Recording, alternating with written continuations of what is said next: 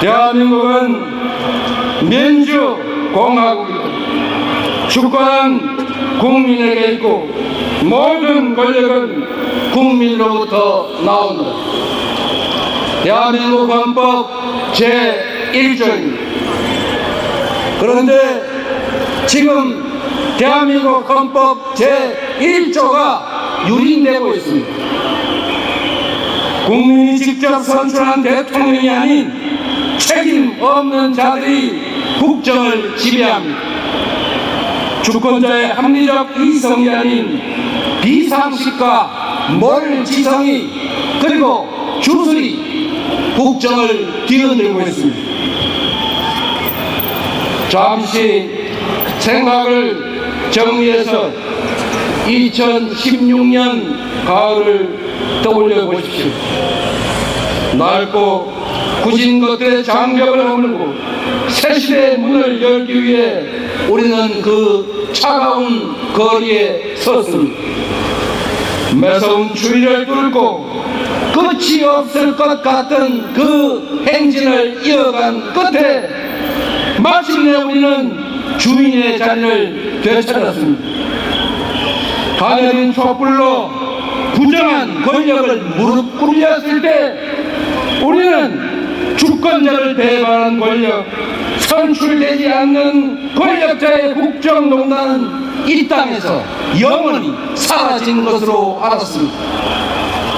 우리는 잠시 함께 꿈을 꾸었습니다.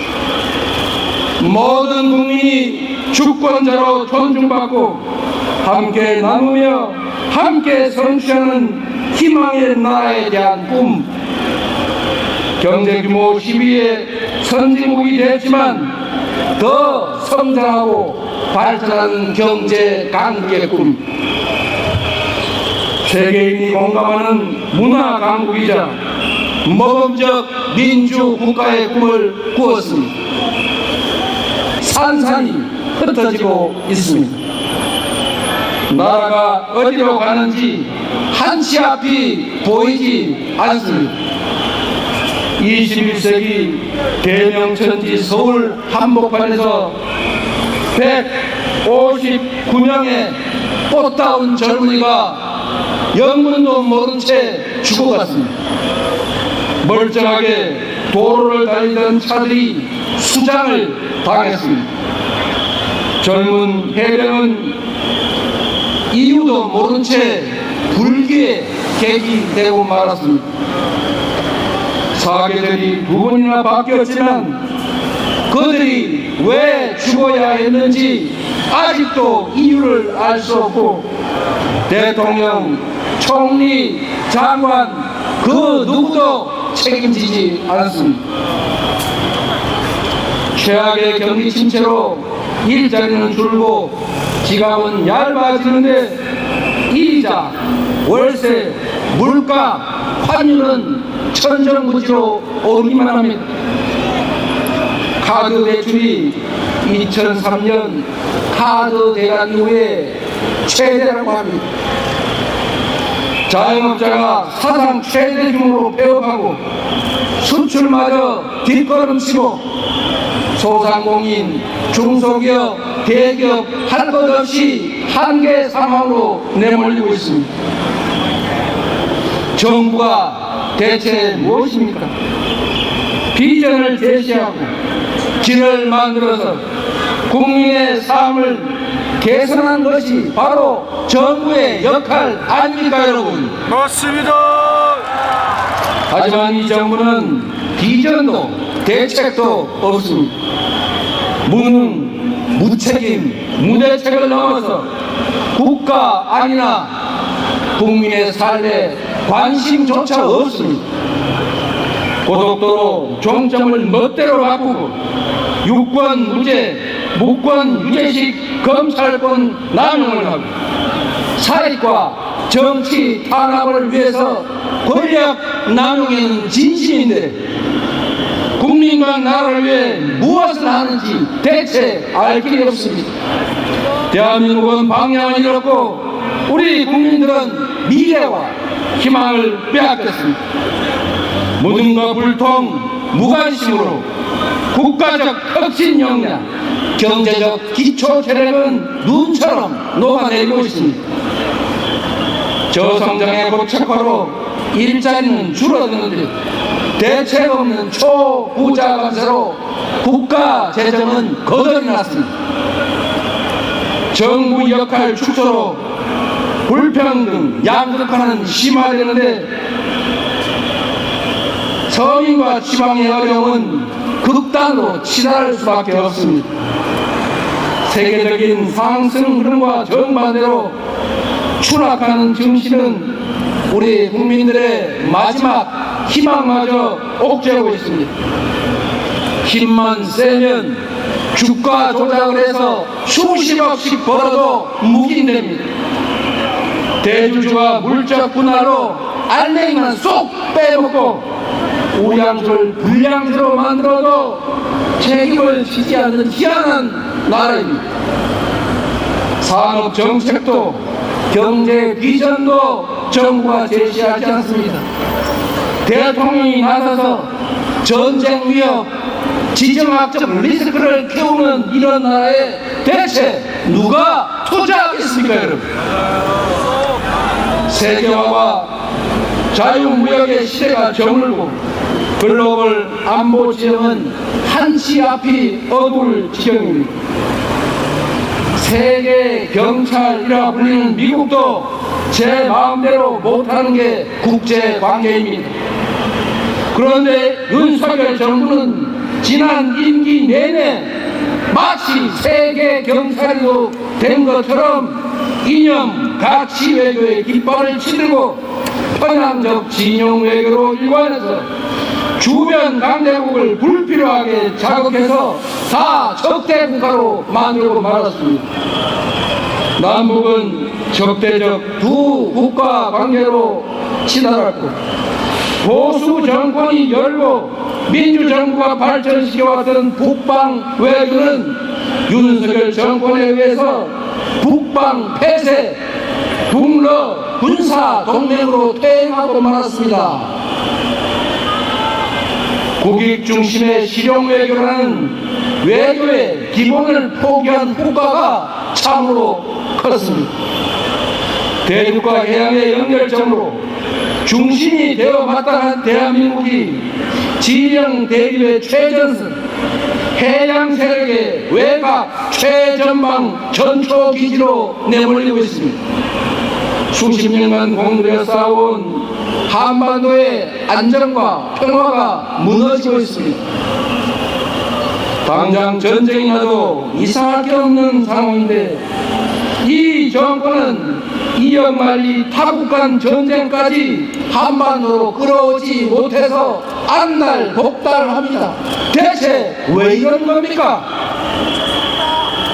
국가 안보를 이처럼 훼손하는 정권, 국민 생명을 이처럼 경시하는 정권 여러분 겪어보셨습니까? 6.25 전쟁으로 수백만 명이 사망했습니다. 그리고 모든 것이 파괴됐습니다. 전쟁 위협이 조금만 높아도 경제에는 치명상입니다. 국가 안전과 국민 생명, 경제와 민생을 지켜야 할 정부와 여당이 전쟁 위험을 부추긴다는 게 대체 말이 됩니까, 여러분? 안 됩니다. 지금 민생과 경제는 IMF 때보다 더 어렵습니다. 국제사회는 6.25 전쟁 이후 한반도의 전쟁 위험성이 가장 높아졌다고 합니다. 소비 쿠폰이라도 지원해서 서민들 골목 경제 살리자. 끊어진 소통 창구를 다시 열고 남북 대화에 나서라. 경제 회생을 위해 정부 재정 역할을 늘려라. 민생과 국가 안전을 위해 지치도록 제안하고 또 제안했지만 윤석열 정부는 마이동풍 세기의 경영기입니다. 국민 삶을 책임져야 할 여당은 대통령과 당대표의 무한 권력 다툼과 계파 갈등 속에 그야말로 108번뇌하는 대통령실 여의도 출장소로 전락하지 않았습니까? 맞습니다. 정부 여당이 우리 야당에 진지하게 협력을 요청한 기억이 없습니다. 정부 여당은 국민을 업신여기고 권력을 즐기고 정치 아닌 정쟁에 몰두했습니다. 헌법과 법률을 위반하고 삼권 분립과 법치주의라는 민주적 기본 질서를 훼손했습니다. 국회와 국민 동의 없는 우크라이나 파병 살상 무기 지원, 무제한적인 거부권 행사, 시행령 통치와 권력 남용, 헌법과 원칙을 어기며 민주주의를 파괴했습니다. 이 정권은 한마디로 규정하면 상습적으로 법을 어기는 범법 정권 맞습니까? 절망을 벗어나 사라진 꿈을 되찾읍시다. 과거의 퇴행을 멈추고 미래로 가는 길을 다시 열어 제칩시다. 올해 노벨 경제학상 수상자들이 포용적 제도가 국가 성공을 좌우한다고 말했습니다. 성취와 기회를 함께 나눌 때 지속적으로 함께 성장할 수 있다는 뜻입니다. 대전환의 시대가 왔습니다. 국제적 대립 심화, 글로벌 경기 침체, 기후위기 같은 더 큰 파도가 우리를 덮칠 것입니다. 과학기술 발전과 인공지능은 엄청난 변화를 부릅니다. 인공지능 로봇이 노동과 일자리를 대체하고 그 막강한 생산력이 극단적 불평등과 양극화를 통해 성장을 저해하는 그런 상황이 올 수 있습니다. 기회와 성과를 모두가 함께 누리고 지속 성장하는 새로운 세상을 우리가 준비해야 합니다. 과학기술에 기반한 초거대 생산력을 활용해서 모든 국민의 기본적인 삶이 보장되는 기본사회를 준비하고 기본사회와 지속성장의 선순환을 준비할 때입니다. 전자계산기가 주산학원을 없애버린 것처럼 정해진 답을 찾는 주입식 교육은 인공지능 시대에는 무용지물입니다. 인공지능이 더 잘하는 해답을 찾는 능력이 아니라 계산과 창의성에 기반해 질문하는 능력을 길러야 합니다. 사람이 자본인 우리나라는 연구개발에 투자하고 과학기술 인재를 양성해야 합니다. 에너지 전환의 시대를 맞아 에너지 고속도로를 건설하고 재생에너지의 보고인 서남 해안에 대규모 에너지 신도시를 건설해야 합니다.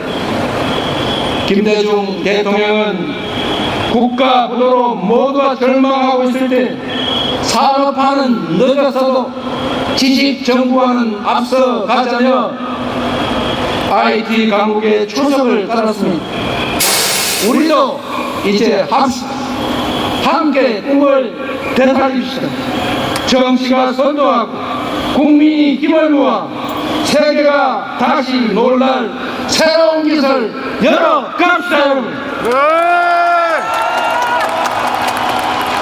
각자 도생의 국제 질서와 진영 대립이 격화될수록 국리 민복을 지키는 길은 국익 중심의 실용 외교입니다. 세계 유일의 분단 국가 대한민국은 평화가 곧 경제이고 평화가 곧 밥입니다. 싸워 이기는 것은 하수 중의 하수입니다. 싸우지 않고 이기는 것이 상수입니다. 그러나 싸울 필요가 없는 평화를 만드는 것이야말로 가장 확실한 안보 아니겠습니까 여러분? 맞습니다. 국민의 삶이 위기인데 정치는 어디에 갔느냐 매 순간 들리는 국민들의 질책입니다. 국민과 나라가 위기에 처한 것은 정치가 죽었기 때문입니다. 상대를 제거하려는 정쟁이 정치의 자리를 꿰차고 말았습니다. 정치인이 의존할 것은 감정이 아니라 이성입니다. 배제가 아닌 존중과 포용이 정치인의 덕목이어야 합니다. 국민의 생명과 안전, 먹고 사는 문제가 최우선의 정치 과제라야 합니다. 고난만큼 책임을 지고 싫어도 만나고 내 뜻과 달라도 토론하고 타협하고 수용해야 하는 것 아니겠습니까? 맞습니다. 정치는 종합 예술입니다. 만들어진 길을 잘 가는 것이 행정이라면 없는 길도 만들어낸 것이 바로 정치입니다. 국민에 맞선 대통령은 성공할 수 없다는 것입니다. 그는 끝내 비참한 최후를 맞이했다는 것을 국민 항쟁 승리에 우리 역사가 증명하고 있습니다. 대통령이 국민의 청력과 지능을 테스트해서는 안 됩니다. 대통령은 온 국민이 대통령의 육성을 들었음에도 또 국민을 속이려 합니다. 국민의 엄중한 경고를 제대로 들어야 합니다. 한 번은 속아도 두 번 속을 국민은 없습니다. 돌 맞을 각오로 버티는 것은 진리를 추구하는 구도자의 자세일지는 몰라도 국민의 공복인 대통령에겐 어울리지 않는 말입니다, 여러분. 맞습니다. 책임지지 않는 권력이 가장 위험합니다. 이 거대한 퇴행과 모두의 불행을 막는 길은 고난과 책임을 일치시키고 이 잘못된 국정 기조를 완전히 되돌리는 것입니다. 변화의 출발점은 대통령의 진지한 성찰과 대국민 사과입니다. 선출된 권력이 국민의 뜻을 따르는 것은 굴복이나 패배가 아니라 선출된 권력자의 덕목이자 의무 아니겠습니까? 맞습니다. 국민의 말을 잘 듣는다고 국민에게 쳤다고 비난할 국민이 어디에 있습니까? 말 잘 듣고 국민 주권의 원리를 제대로 실천하는 민주공화국의 훌륭한 지도자가 이렇게 평가하지 않겠습니까? 맞습니다. 대통령과 정부에 요구합니다. 국민의 압도적 주권 의지가 반영된 김건희 특검법, 최혜병 특검법을 즉각 수용하십시오. 고사 직전에 민생 경제를 살리는 긴급한 조치를 지금 즉각 시행하십시오.